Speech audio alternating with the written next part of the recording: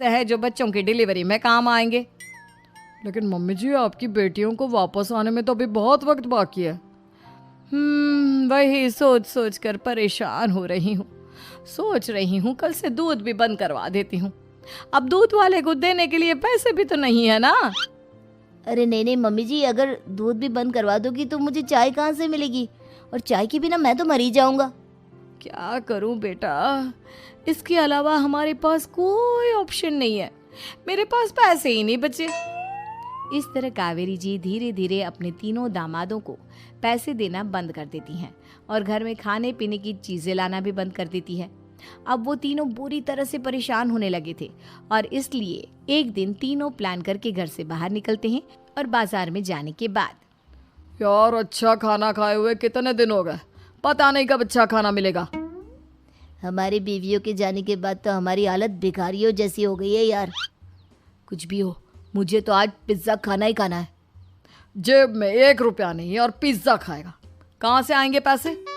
अरे देख वहाँ सामने बोर्ड पर क्या लिखा हुआ है, कंप्यूटर पर काम करने के लिए एक आदमी की आवश्यकता है।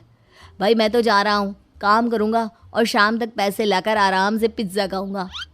जा जा, तुझे कोई काम नहीं देने वाला, हम तो घर जा रहे हैं। चल भाई सुमित।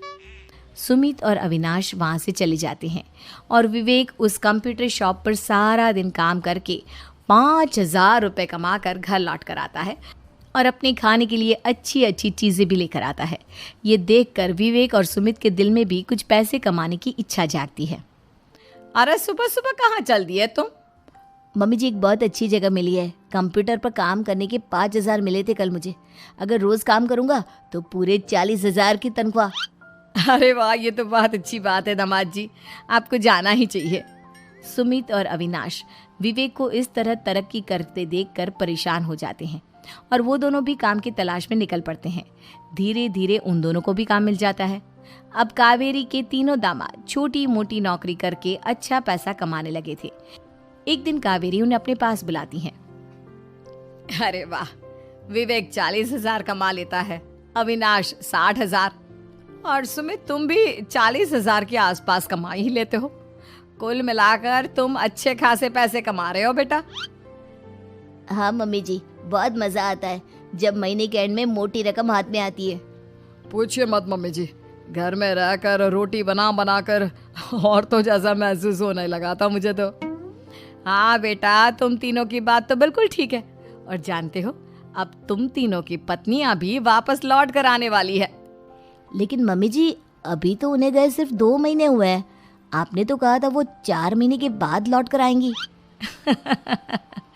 ऐसा कुछ नहीं है बेटा, मैं सिर्फ तुम तीनों को सबक सिखाना चाहती थी कि आदमी घर में बैठकर बीवी की कमाई खाता हुआ अच्छा नहीं लगता। इस दुनिया में हर इंसान को मेहनत करनी चाहिए, काम करना चाहिए, चाहे वो औरत हो या आदमी, ताकि अपने परिवार को संभाल सके। कावेरी की बात सुनकर उन तीनों को अपनी गलती का एहसास होता है और कावेरी उन्हें सच बता देती है कि ईशा, सुहाना और मोहिनी शहर में ही कहीं दूसरी जगह रह रहे थे। शाम के वक्त उन तीनों की पत्नियां लौट कर आ जाती है और कावेरी जी का परिवार एक खुशहाल परिवार की तरह रहने लगता है।